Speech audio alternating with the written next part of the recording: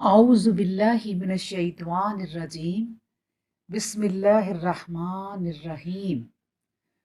अल्लाह तबारक व तआला के फजलो करम से अल बकरा आयत नंबर 33 की तिलावत करते हैं। क़ाला या आदमु अम्बिहुम बिअस्माइहिम फलम्मा अम्बहुम बिअस्माइहिम क़ाला अलम अकुल लकुम इन्नी आलमु गैबस समावाति वल अर्द व आलमु मा तुबदूना व मा कुंतुम तक्तुमून।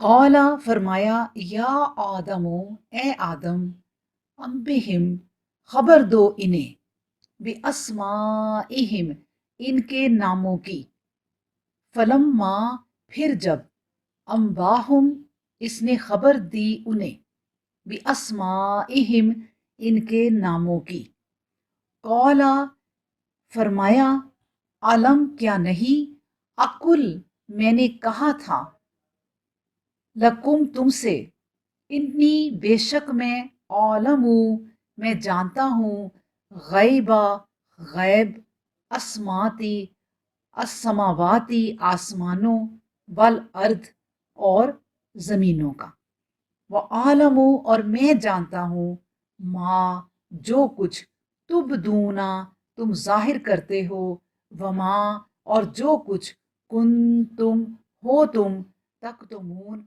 तुम छुपाते। इसमें अल्लाह सुब्हानहू व तआला फरमाते हैं कि अल्लाह ने हुक्म दिया, ए आदम अब तुम फरिश्तों को इनके नाम बताओ।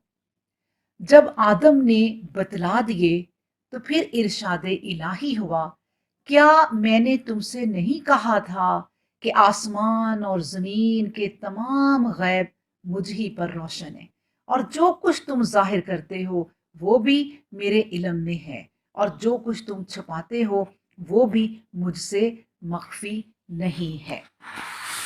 अल्लाह अकबर।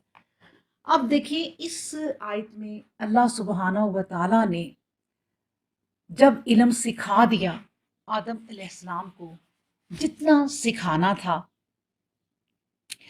तो आदम अलैहिस्सलाम को फिर हुक्म दिया, तो हजरत आदम अलैहिस्सलाम ने नाम बता दिए।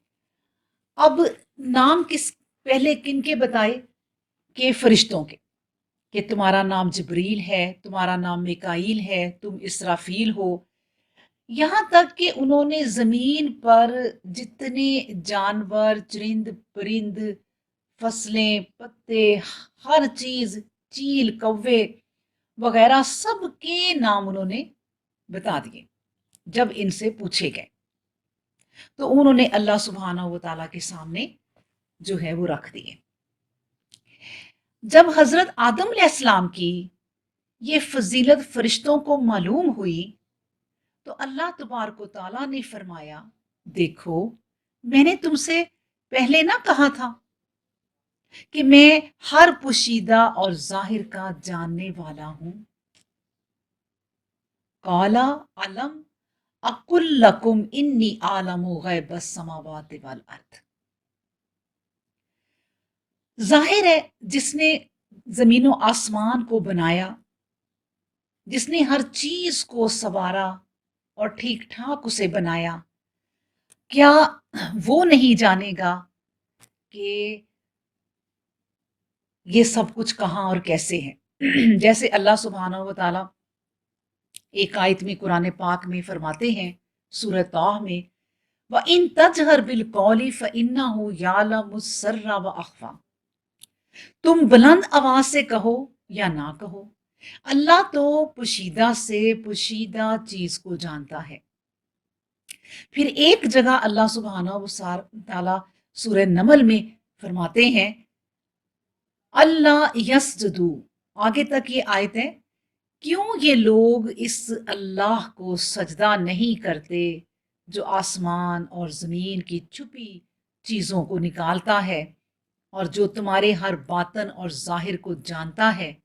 अल्लाह ताला अकेला ही माबूद है और वही अर्शे अजीम का रब है। जो तुम जाहिर करते हो और जो तुम छुपाते थे, इसे भी मैं जानता हूँ।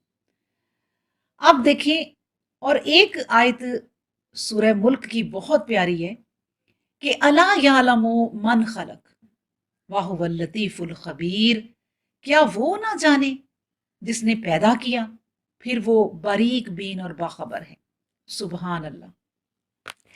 اب دیکھیں اس کی مثال، ایک ماں اپنے بچے کی رمز، اس کی عادات، اس کی طلب، اس کی ضرورت کو تب جانتی ہے جب وہ ابھی پیدا ہوتا ہے، ابھی بول نہیں سکتا، تو وہ اس کے رونے سے پہچان لیتی ہے کہ اس کو تکلیف ہے کوئی، وہ اس کا فوراً علاج کرتی ہے یا کرواتی ہے۔ تو بچہ جس ماں نے جنا وہ نہیں جانے گی کہ بچے کو کیا تکلیف ہے۔ اور آپ غور کر لیں کہ جس ماں کا بچہ ہوتا ہے وہی جانتی ہے، دوسری ماں کے اپنے بچے چاہے جتنے مرضی ہوں وہ دوسری اس ماں کے بچے کو نہیں جان سکتی کہ جس نے پیدا نہ کیا ہو۔ لیکن افسوس کی بات یہ ہے کہ انسان بڑا ہی سخت دل بھی ہے کہ جب وہ بچے بڑے ہو جاتے ہیں تو پھر وہ بوڑھی ماں کو کہہ دیتے ہیں کہ ماں تجھے کیا پتا، آپ چپ رہیں، آپ کو کچھ نہیں پتا۔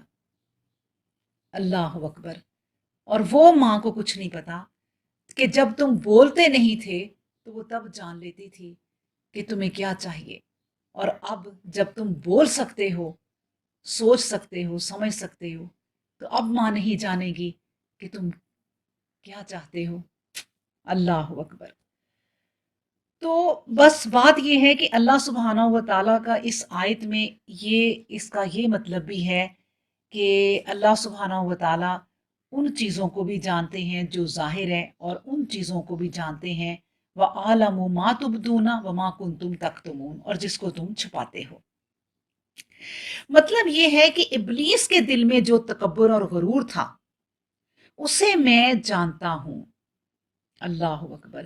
فرشتوں کا یہ کہنا کہ زمین میں ایسی شخصیت کو کیوں پیدا کرتا ہے جو فساد کرے اور خون بہائے، یہ تو وہ قول تھا جسے انہوں نے ظاہر کیا، اور جو چھپایا تھا وہ ابلیس کے دل میں غرور اور تکبر تھا۔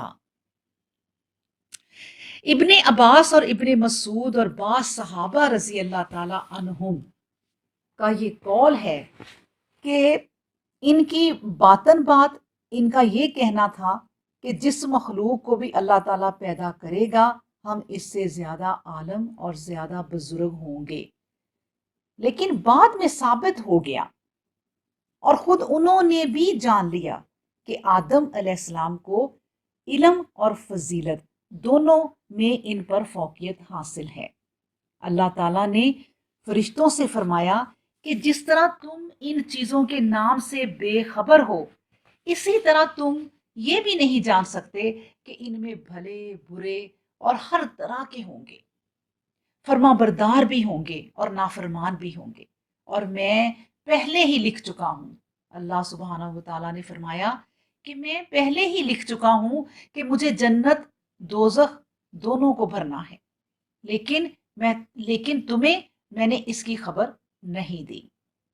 اب جب کہ فرشتوں نے حضرت آدم علیہ السلام کو دیا ہوا علم دیکھا تو ان کی بندگی کا اقرار کر لیا۔ لیکن ایک بات یہ بھی یاد رکھیں کہ اللہ سبحانہ و تعالیٰ نے جس کو بھی کوئی علم دیا ہے اس سے اوپر بھی کسی کے پاس علم ہے، پھر اس سے اوپر بھی کسی کے پاس علم ہے۔ علم کہیں نہیں رکتا۔ جیسے موسیٰ علیہ السلام نے ایک اپنے خطبے میں فرمایا لوگوں کے ہجوم میں، بلکہ کسی نے پوچھا تھا کہ موسیٰ سب سے زیادہ علم کس کے پاس ہے، تو انہوں نے کہا کہ سب سے زیادہ علم میرے پاس ہے۔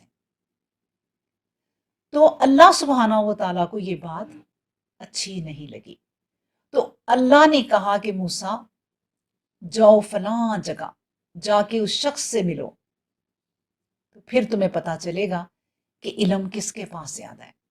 تو آپ کو معلوم ہوگا کہ وہ خضر علیہ السلام کے پاس گئے تھے، اور پھر وہ واقعہ ہوا تھا جو سورۃ یاسین میں ہے، تو ان کے ساتھ سفر کیا تھا۔ آخر میں انہوں نے کہا تھا خضر علیہ السلام نے کہ موسیٰ یہ سمندر دیکھتے ہو، اس سمندر میں انسان جب انگلی ڈبوتا ہے تو انگلی کے ساتھ جتنا پانی لگتا ہے اتنا بھی علم میرا اور تمہارا نہیں ہے جتنا کہ اللہ سبحانہ و تعالیٰ کا ہے۔ تمام علم اللہ کی طرف ہی ہے۔ اور یہ بھی میں آپ کو بتا دوں کہ حدیث ہے، نبی کریم صلی اللہ علیہ وآلہ وسلم نے فرمایا کہ جو شخص یہ کہے کہ میں عالم ہوں، حقیقت میں اس سے بڑا جاہل کوئی نہیں، اور جو شخص یہ کہے کہ میں کچھ نہیں جانتا، اس سے بڑا عالم کوئی نہیں۔ اللہ اکبر۔